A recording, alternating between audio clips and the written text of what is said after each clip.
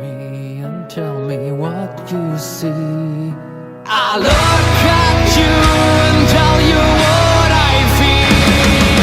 Look at me and tell me what you see. I look at you. Well, we're finally here. After some delays and worry that the game was not going to be as good as we thought, LEGO Star Wars The Skywalker Saga is everything we could have asked for and more, but with some caveats. But when we get to those caveats, I will explain them when we get there. But let's talk briefly about where LEGO Star Wars once was and where it has become today, along with the plethora of LEGO games that followed it. LEGO Star Wars first came out during the time of the prequels and only followed episodes 1, 2, and 3. Then we had LEGO Star Wars 2, the original trilogy, that followed 4, 5, and 6. Then we got LEGO Star Wars 3, the Clone Wars, which followed the animated series. And then we had LEGO The Force Awakens, which expanded the 7th movie to have much more levels, to have more background, to make it more play, since it is based on one movie and the trilogy wasn't complete yet. LEGO Star Wars The Skywalker Saga is the first time that all 9 movies are together. And no, there is not any level that feels like they were renditions of the original games. And as a side note, I know I forgot, there was also LEGO Star Wars The Complete Saga, which fuses the first 2 original games. Every level here feels faithfully recreated. You could feel the love that was put into this game, that's put into its license. From the opening crawls, to the music, to the voiceovers, to the gameplay, everything in this LEGO game has been overhauled, where a lot of the LEGO games felt very similar, yet different. It was just different licenses that was behind it, you know, like Jurassic Park, Indiana Jones, Pirates of the Caribbean, the Avengers, things like that, which I'm surprised we never got a LEGO X-Men. Give me a LEGO X-Men, please. But yeah, this game right here, LEGO Star Wars, since its inception, has given us so many LEGO games. But it all started with LEGO Star Wars. And now that it's come full circle, so to speak, the circle is now complete. How is this game compared to all its LEGO counterparts? Well, let's just say, for the first time in a LEGO game, this is more than an open world. This is an open galaxy with almost every planet from all the films, every character, hell, side character, main character, sub-characters, you name it, it's here. From the different locations that you go across, traveling the different biomes of the world, you know, from the Jedi temples of Coruscant to the undercities of Coruscant, to Naboo, to Kashyyyk, to Exegol, to Crate, to Kissimmee, to Kamino.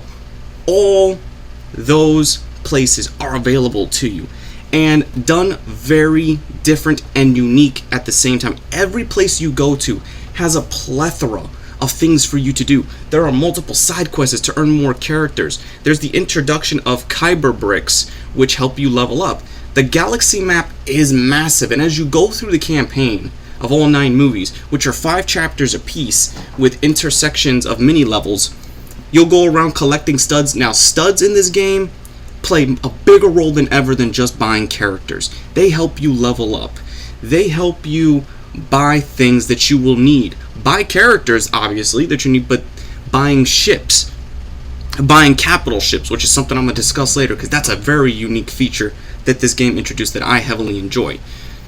And there is still so much more that this game offers. It's, for the first time, a level up system in a LEGO game. Get that, a level up system that actually impacts the gameplay. There's multiple character classes. See, characters are not just in the same character choosing anymore, or in the same character list. Every character is designed by class, via Sith, Jedi, Bounty Hunter, and then as you go through these different places, you can face random encounters from space and on ground. But space is really the one thing that has been, it's like one of the newest features. I know they introduced flight combat in the other LEGO Star Wars games, but they were always grounded, or they were always in sort of a locked off environment. This is open. You could travel to the different star systems, choose what side you engage with. Let's say if you play as a dark side character, you can choose to fight for the dark side. If you choose a light side character, you choose to see for the light side. Random events in this game can throw you off from doing the main campaign. It's like you're trying to do the main campaign. It's like an Elder Scrolls game, or it's like a Fallout game. You're gonna get deviated from what you're doing. You're gonna look off the beaten path and be like, what did I just walk into? You know, from different characters in the world that have different abilities that could help you get through certain situations. You know, different ships that can help you in capital ship battles, which is these capital encounters where different ships from the different eras, from the droid army to the Empire to the First Order, different ships will jump in and you engage in trying to fight it. Now, it's random where you can board the ship or not, because predominantly I've destroyed some of them. I've only boarded maybe 3 ships, but I hope they expand on that in the future, because that's really cool that you can go in this game and have these encounters, making the galaxy feel more alive. I've never seen this many Lego characters roaming a world, or let alone, yes, this whole galaxy. And again, it's just so much to do. The characters, which is what I really like the most, is the characterization in this game. Every character has unique voice actors. The voice actors from the films are spliced in at certain sections. You get a mix between original actors, movie dialogue, which is ripped from the films, which is actually spliced in very well. You don't hear any weird audio when you're hearing literally lines ripped from the movie with their audio. But here, you have the actors of the Clone Wars, which is, if you couldn't get the actors from the TV show, you got the next best thing by getting the Clone Wars actors, like Sam Witwer, who voices Darth Maul and Palpatine. It really felt different facing him. And the one thing in this game that I love, besides the capital battles in space, is the boss battles. The boss battles here actually, in a way, I don't know how to say this. How do you make Lego versions of these villains intimidating? Like, you really feel that they could kick your ass, which they could. Now, Lego games are meant to be for a younger audience, but in this game is solely made for people like us who grew up with the original Lego Star Wars games. They overhauled the combat as to more of a basic combo system, but still variant enough that you have to vary up your attacks. You have to vary up different abilities in the world to get to the boss. Like, sometimes you'll be paired with R2-D2, C-3PO, or you need to go around and find different pieces of armor to disguise yourself to get through Imperial checkpoints or First Order checkpoints. There is so much here, and what ties it all together in this game is its amazing humor. How it takes serious topics in the films and make them a joke. It's like they're serious enough, but you feel the lightheartedness from it. I mean, how do you have a lighthearted moment after seeing Vader get shredded? Or a lighthearted moment seeing Maul torn to basically split in half in this game? Or Luke losing his hand? Every moment that is serious always has a moment of comedy to accommodate it. And the Lego games always had a balance between comedy and its serious nature, which is saying a Lego game is serious, I know, is pushing it, but you'll know what I mean. You know what I mean when you play it. See, in the games prior, the original Lego games, the characters didn't speak. You know, it was what we call mumble. And it was classic back then. It was classic. Hell, I've played the game recently with some mumble mode on, and it's pretty funny. You know, mumble mode is one of the, what would you say, things you can find in this world. Like, there's these data cards, which are inspired by Rogue One. They look like the Death Star plans. And here's an example. The games used to have cheat codes back then. And by my understanding, this Lego game doesn't have cheat codes. Why? Because you can actually go in the world, find the data cards, and activate the cheat code. And the cool thing is the cheat codes do not affect the trophy system. So if you're a trophy hunter and you want to try to trophy this game, you can do it, because they know that some of these cheats you need to be able to complete the trophies. You need to be able to find mini kits. You need to be able to have the stud multiplier so you can earn more studs to get the true Jedi completion. Everything in this game always connects to the other. And that's what I really enjoy. Now, before, I don't want this video to seem overly positive, like, because no, this is not a perfect game though, by the way, everybody. And this is one part of the video where I feel bad talking about, but you know what? If I didn't love this game, I wouldn't say this if I didn't love this game. It still needs a little bit of ironing out, because in the boss battles, the camera is a little janky in close quarters. So you can sometimes be swiping off screen and you won't be able to see it unless you quickly adjust your camera.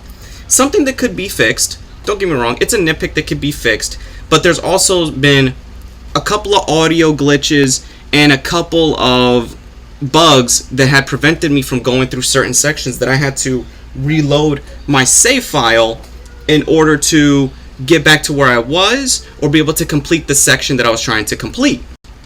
Like, one of the worst ones I've experienced, like one of the worst bugs I did experience while I was trying to play the game, I was stuck in the character loading screen.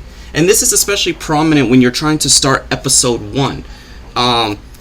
When you're trying to select the level and go into episode 1, and after you do the tutorial, it has a real bad black screen glitch that when you try to go to the Federation ship, it'll say you're moving around, you can hear yourself moving around, you can hear the characters talking, but you don't see anything. And it took me at least 2 reloads to fix it.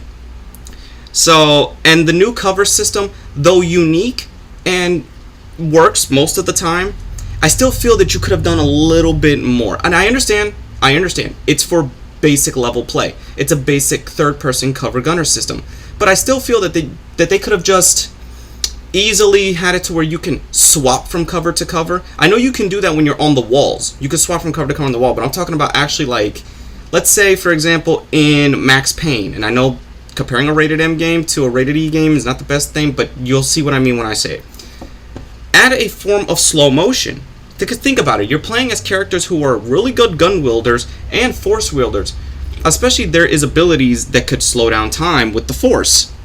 You could have slow motion kills, slow motion ways where you could dodge the bullets, or if you're a smuggler like Han Solo, have something that gives him like a smuggler's intuition. I know there's something like that where you can go around and blast different sections to uncover different parts of the level. That's fine. That's cool, because he does slow down and you get to pinpoint all these spots. But I mean, do something like that in combat, where you could slow down time, aim at every little individual enemy, and pop off a shot. Very similar to also Hitman. Hitman did this. Hitman Absolution, where you can slow down time, aim at every individual enemy in the room, and quickly blast them off. But it's fine. It is fine here, and it works very well. The last complaint I do have is within the cutscenes, because sometimes the cutscenes are very smooth, but yet they're very janky. They remind me of the Lego Batman movie a little bit, where it runs very beautifully, but then they're in sections where too much is going on, it will stutter and it will slow down. But despite all these problems, Lego Star Wars The Skywalker Saga, at the end of the day, it's the heart, I feel. The heart of this game carries it. This game should hold a very special place in the hearts of Star Wars fans, and especially veterans of the series of the Lego games. Because yes, believe it or not, there are veterans of the Lego games. You know why? Because I'm one of them. I love the Lego games. I grew up with the Lego games. They do something that even mainline games don't do. And that's take us back to a time where we had no worries. It takes us back to a time that we would just come home, pop in our disc, load our file via PC, or hell, just watch TV or go outside, or hell, play with our own Legos. Which, yeah, when I was younger, I used to do this all the time. I used to take different characters, different Lego figures, different everything from every genre, and just mix it up like my own ultimate battles. I used to have Lord of the Rings and Star Wars and Marvel and all that crazy shit. But here, I feel that there's a lot to improve on. And there are more characters than I anticipated. There's actually 380, which is really cool. 380 characters in total, which I believe is the biggest roster in all of Lego games. And that's a good thing, because every character does something. Every character can interact with something. dialogue is hilarious between, let's say if you go to free roam, which is where I spend most of my time, and the last thing I want to talk about is free roam. When you spend a lot of time in free roam, allowing you to go back and do free play, to do missions that you couldn't do, and this time you can do it with different characters that weren't part of the story at the time. This is why I feel Lego Star Wars does this one thing correct, besides introducing these new capital ship battles, where I'll explain that in a minute. Free roam allows you to create all these makeshift battles that you could never do in the films. Hell, you could have Luke and Anakin go fight Palpatine. There you go, time paradox. It's just simple things like that that can make a game go really far. It's just those little details, those little mechanics that can carry a game more than what you think. Now, before I forget again, let's talk about how these capital ships work. After you defeat a capital ship and you invade it to defeat the captain, you're given an option. Do you want to buy the ship or just leave it in space, which you can come back and buy it later? It feels really cool owning the Death Star, owning the Star Destroyers, owning a fucking Separatist dreadnought. These ships have their own levels inside of them, and they're fully explorable, which is really cool. That's what I also like. These ships are fully explorable. It's amazing. It's very astounding, because despite the flaws that this game has, it really elevates itself beyond all the Lego games that have come before it. I wish the other Lego games would get this treatment. Hell, why don't they do this for Lord of the Rings one more time? I know for example, we had Lego Lord of the Rings, but that was with the old style of Lego games. They should go back and redo these other licenses with the mechanics that they have introduced into this Lego game. Because this game feels, yes, it might feel the same, but it feels new at the same time. It feels the same in the areas that are good, and it improves on areas that we wish would have been improved before. But you know what? It's better late than never. And I commend the developers for this. Now, the little hiccup that I continue to always have with them is, okay guys, come on, you gotta get rid of the excuse of couch co-op at this point.